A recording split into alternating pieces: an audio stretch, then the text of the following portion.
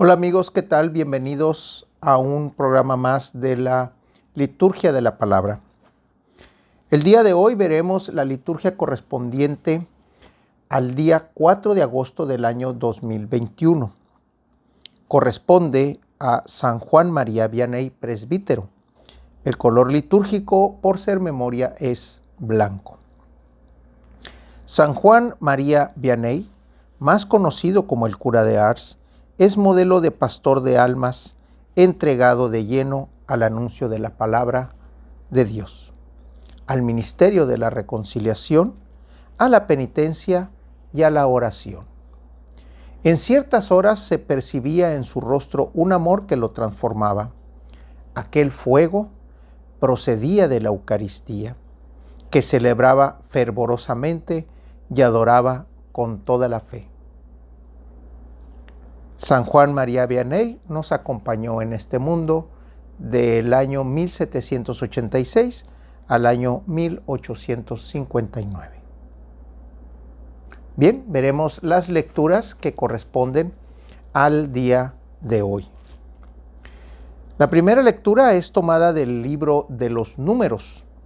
Es tomada del capítulo 13, versículos varios, capítulo 14, capítulos varios, y dice de esta manera: En aquellos días el Señor le habló a Moisés en el desierto de Parán y le dijo: Envía algunos hombres, uno por cada tribu paterna, para que exploren la tierra de Canaán, que les voy a dar a los hijos de Israel.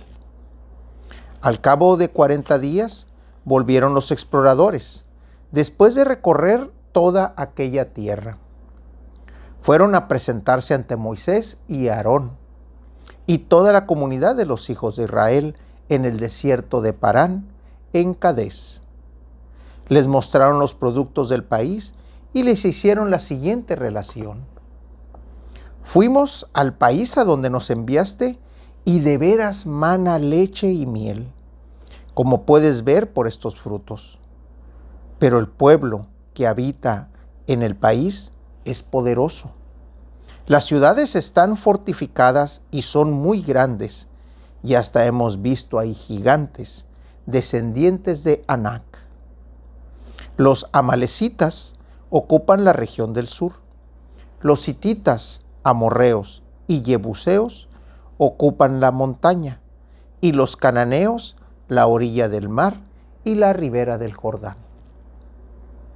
Caleb, uno de los exploradores, calmó al pueblo que empezaba a criticar a Moisés y les dijo: Vayamos y conquistemos el país, porque sin duda podremos apoderarnos de él. Pero los demás hombres que habían ido con Caleb dijeron: No podemos atacar a ese pueblo porque es más fuerte que nosotros. Y empezaron a hablar mal del país que habían explorado, diciendo: El país que hemos recorrido y explorado no produce lo suficiente ni para sus propios habitantes. El país toda la gente que hemos visto allí es muy alta. Hemos visto hasta gigantes descendientes de Anac. Junto a ellos parecíamos saltamontes y como tales nos veían ellos. Al oír esto, toda la comunidad se puso a gritar y se pasó llorando toda la noche. Entonces el Señor le habló a Moisés y a Aarón y les dijo: ¿Hasta cuándo va a seguir protestando contra mí esta comunidad perversa? He oído las quejas de los hijos de Israel contra mí. Ve y diles: Por mi vida, dice el Señor, voy a hacer con ustedes lo que han pedido que suceda. Por haber hablado mal de mí, morirán en el desierto todos los que fueron registrados en el censo, de 20 años para arriba. Les juro que no entrarán en la tierra que prometí darles, con excepción de Caleb, hijo de Jefuné, y de Josué, hijo de Nun. Así como ustedes emplearon 40 días para explorar el país, así cargarán con sus pecados 40 años por el desierto, a razón de 1 año por día. Así sabrán lo que significa desobedecerme. Yo, el Señor, he hablado. Esto es lo que haré con esta comunidad perversa, amotinada contra mí. En este desierto van a consumirse y en él van a morir. Palabra de Dios. Este relato, de veras, mis hermanos, sí que es algo estremecedor, porque a comparación del Dios de Jesús, del Dios de Jesucristo, que nos muestra un Padre misericordioso, aquí vemos un Padre celoso y duro, en el sentido de que por haberme desobedecido vas a morir, dice. Pero por otro lado vemos que la misericordia de Dios, de haber escuchado el clamor del pueblo y haberlo sacado de Egipto, por haber sido esclavo durante tantos años, y por el hecho de tener un nuevo guía, que en este caso es Moisés y Aarón, pues vemos que el pueblo no tenía mucho que rezongar. Era mucho lo que había que agradecer. El maná, la guía, el cruzar el Mar Rojo, el escapar de Faraón, el tener el alimento y sobre todo tener la promesa de la tierra. Promesa que por palabras de los exploradores deciden meter miedo y el pueblo decide seguirlos. Caleb se pone del lado de Dios al momento de decir, vayamos, nosotros podemos apoderarnos de él. Moisés, que es el profeta y es el que habla en nombre de Dios, simplemente está como espectador. Está escuchando lo que dicen los exploradores, pero también está escuchando los temores del pueblo o lo que dice el pueblo. Vemos que la confianza en las obras de Dios no se ve manifiesta en este elemento cuando tienen que acercarse a la tierra prometida y tienen que luchar por ella. Vemos a este personaje de Caleb y de Josué, que son los que junto con Moisés y algunos cuantos son los que van a entrar a la tierra prometida.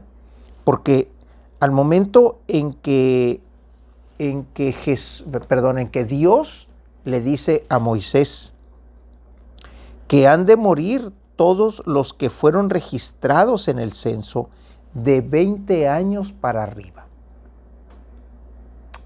Si nosotros le sumamos a los 20 años o a los 19 años más 40, vemos que son 59 años, que era casi el promedio de la vida de aquellos entonces.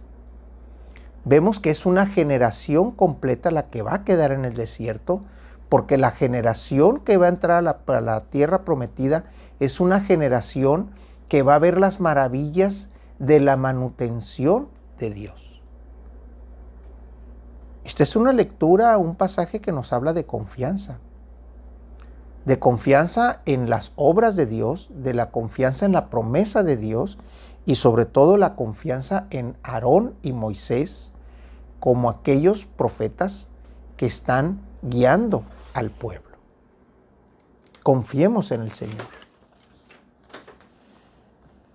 En el Evangelio, que es tomado de San Mateo, capítulo 15, versículos del 21 al 28, nos dice así. Del Santo Evangelio según San Mateo. En aquel tiempo, Jesús se retiró a la comarca de Tiro y Sidón. Entonces una mujer cananea le salió al encuentro y se puso a gritar: Señor, Hijo de David, ten compasión de mí. Mi hija está terriblemente atormentada por un demonio. Jesús no le contestó ni una sola palabra. Pero los discípulos se acercaron y le rogaban: atiéndela, porque viene gritando detrás de nosotros. Él les contestó: yo no he sido enviado, sino a las ovejas descarriadas de la casa de Israel. Ella se acercó entonces a Jesús y, postrada ante él, le dijo: Señor, ayúdame. Él le respondió: no está bien quitarle el pan a los hijos para echárselos a los perritos.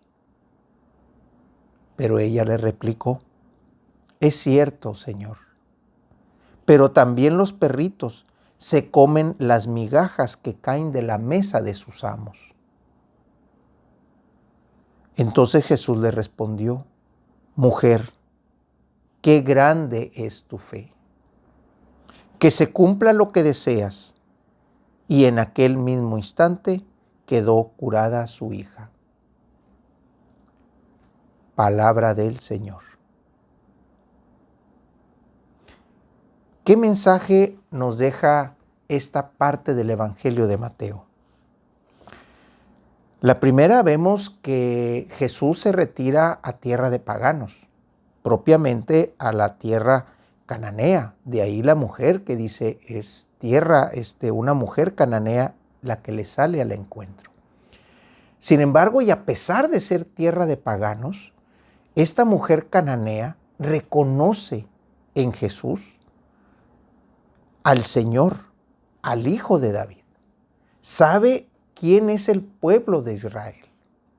Conoce la trayectoria de Jesús, por escuchadas, por andanzas, porque a lo mejor le tocó estar en alguna prédica de Jesús, a lo mejor le tocó escuchar los testimonios de alguien más que se acercó en la multiplicación de los panes que acabamos de leer hace unos días, en los milagros que estuvo haciendo Jesús, y sabía de quién estaba hablando. Jesús no le contesta a la petición, porque sabe que no le corresponde hacer los milagros a los paganos.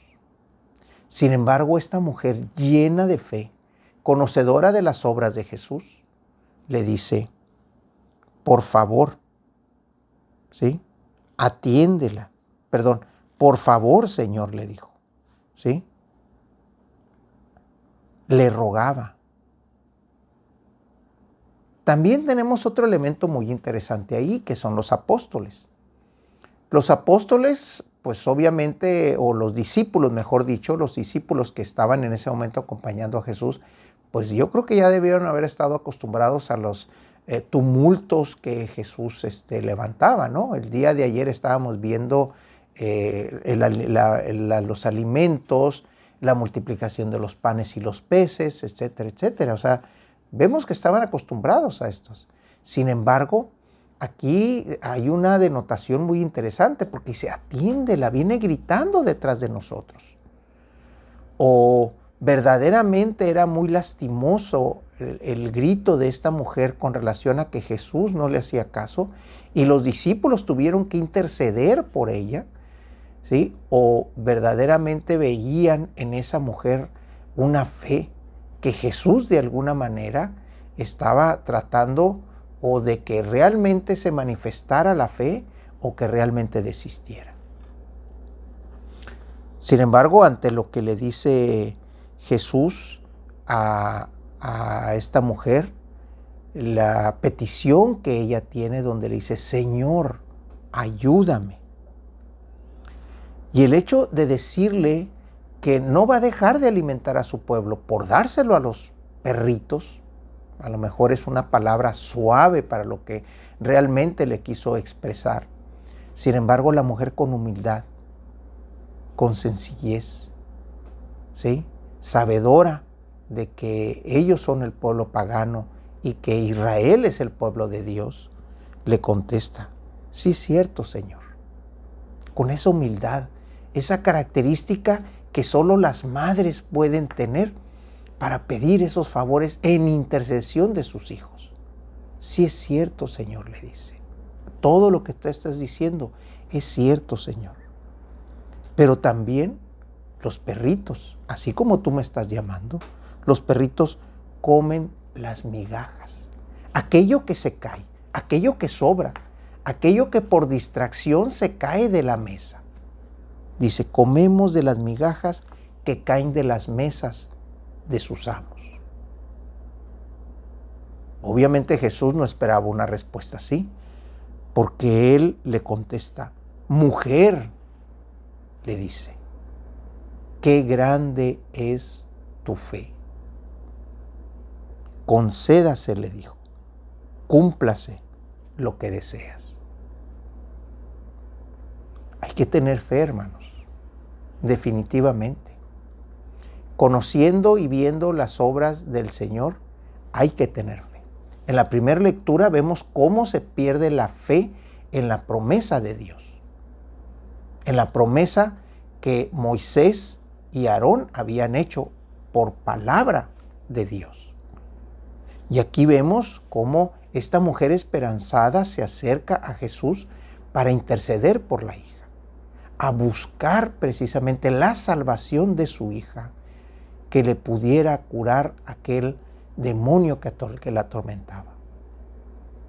Hermanos, hay que tener fe en las obras de Dios. Y hay que recordar también que Jesús es instrumento de Dios para con el hermano. Hermanos, que Dios los bendiga.